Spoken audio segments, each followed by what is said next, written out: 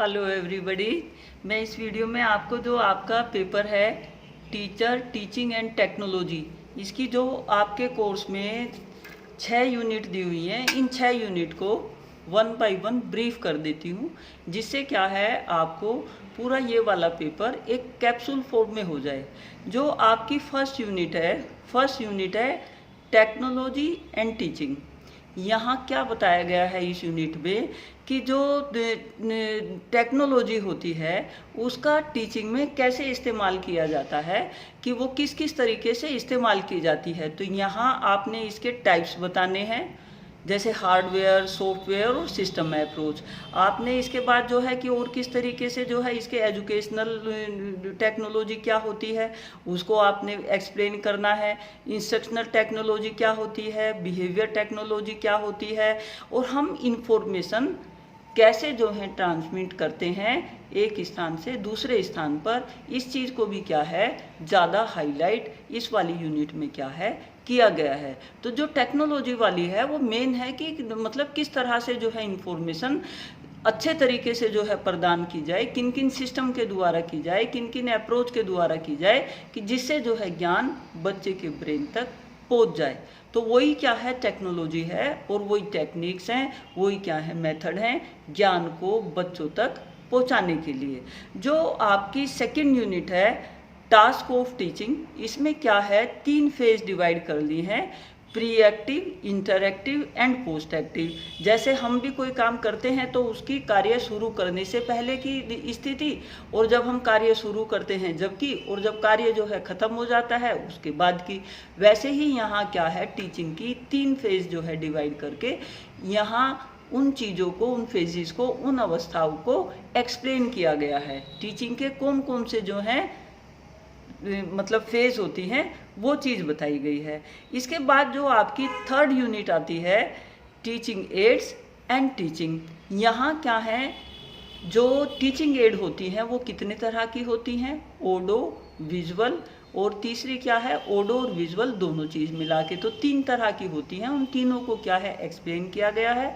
और आप ऑडो से मतलब जो आप रेडियो वगैरह सुनते हो, विजुअल जो आप जो है किसी चीज़ को कंप्यूटर वगैरह पे देखते हो, और ऑडो विजुअल जो आप टीवी वगैरह पे मतलब देखते भी हो और सुनते भी हो। बिल्कुल सिंपल चीज़ें हैं। इनके क्या कैरेक्टरिस्टिक्स होते हैं, इनको कैसे यूज़ किया जाता है। जब हम किसी भी चीज़ को यूज़ करते हैं तो बच्चों का लेवल, बच्चों को किन ऑब्जेक्टिव का अचीवमेंट करवाना है, और बच्चे जो हैं इसके द्वारा कौन सी ज्ञानेंद्रियों को क्या है इस्तेमाल करके ज्ञान को ग्रहण करेंगे।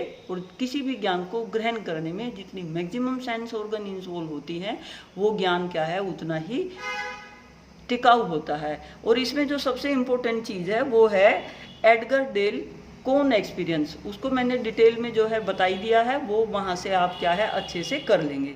इसके बाद जब हम जो है उसकी फेज भी सीख गए, इसके बाद आता है कि management of learning and teaching, यानी कि टीचिंग और लर्निंग को कैसे मैनेज किया जाए। कोई भी कार्य जब हम करते हैं तो उसको मैनेज करने के लिए सबसे पहले क्या करते हैं हम प्लानिंग करते हैं।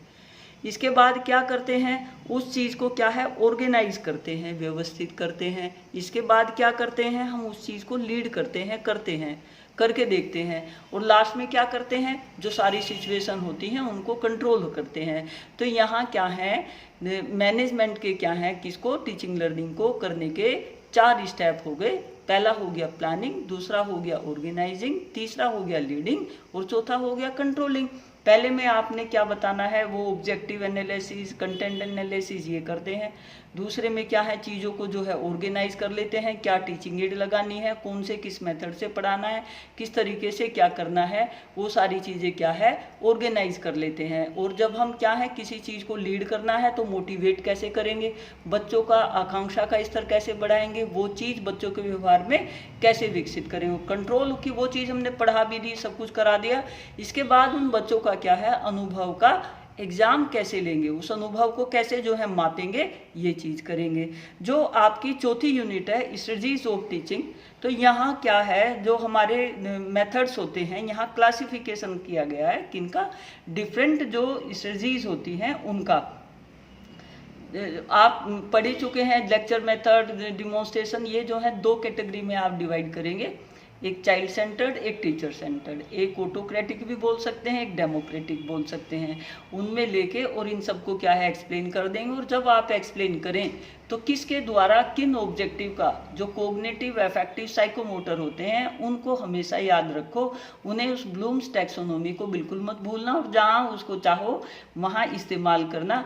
क्योंकि हम ये जो बीएड है उसमें या कोई भी हमारा एजुकेशन से रिलेटेड ट्रेनिंग कोर्सेज हैं, उन सब में क्या है, जो ब्लूम्स टैक्सोनॉमी है, जो टीचिंग के ऑब्जेक्टिव हैं, वो क्या है, बैकबोन है। और उन्हीं को क्या है बच्चों के व्यवहार में विकसित करना है। तो वो चीज़ें हमें पता होनी चाहिए। तो यहाँ जो आप क्या करेंगे, जो ये मेथड है उनको एक्सप्लेन कर देंगे। इसके बाद आपका 5th यूनिट है मॉडिफिकेशन ऑफ टीचर बिहेवियर, कि जो टीचर का व्यवहार है वो कैसे जो है चेंज किया जाता है, उसके व्यवहार को चेंज करने के कौन कौन से तरीके हैं।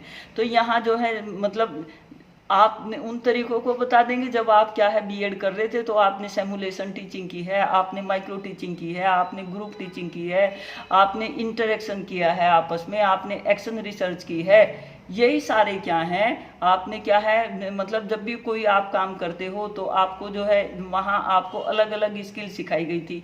इंट्रोडक्शन स्किल सिखाई गई, आपकी रीइंफोर्समेंट सिखाई गई, प्रोबिंग क्वेश्चन सिखाए गए कि बच्चों को कैसे जो है प्रोवोक करें कि भाई जिससे जो है सही आंसर निकल के आए। स्टिमुलस वेरिएशन जो है आपको सिखाया कि बीच बीच में क्या है हमने चीज़ों को उलट पलट करता रहना चाहिए, जिससे जो है बच्चे चीज़ को अच्छे से एक्सप्लेन कर पाए। एक्सप्लेनेशन स्किल जो है आप, ब्लैक बोर्ड राइटिंग, ये सारी क्या है स्किल्स होती हैं जो टीचर के व्यवहार को विकसित करने में हेल्प करती हैं। और ये सारे जो हैं सभी के ऊपर मैं शुरू में ही क्या है पहले भी जो है इन पे वीडियो एक एक सब पार्ट के ऊपर डिटेल में भेज चुकी हूँ, वहाँ से जो है आप देख लेना। और जो लास्ट सब यूनिट होती है, लास्ट सब यूनिट है टीचर की, जो टीचर होगा उसका प्रोफेशनल डेवलपमेंट कैसे किया जाएगा। तो यहाँ आप टीचर का मूल्यांकन कैसे किया जाता है, उसके लिए टीचर को ऑटोनॉमी देना जरूरी है, टीचर की अकाउंटेबिलिटी निर्धारित करना जरूरी है, और उसको कोड ऑफ एथिक्स जो हर ऑर्गेनाइजेशन का होता है उसको टीचर ने अपने व्यवहार में जरूरी है।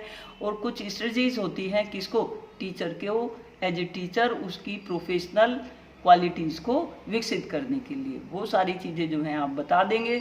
और ये आपका पेपर जो है सिंपल है और बहुत इंटरेस्टिंग है, इसको आप कर लेंगे बेस्ट विशेस। और इन डिटेल भी मैंने क्या है हर यूनिट का हर सब पार्ट एक्सप्लेन किया है, तो आप उनसे भी क्या है हेल्प ले लेंगे।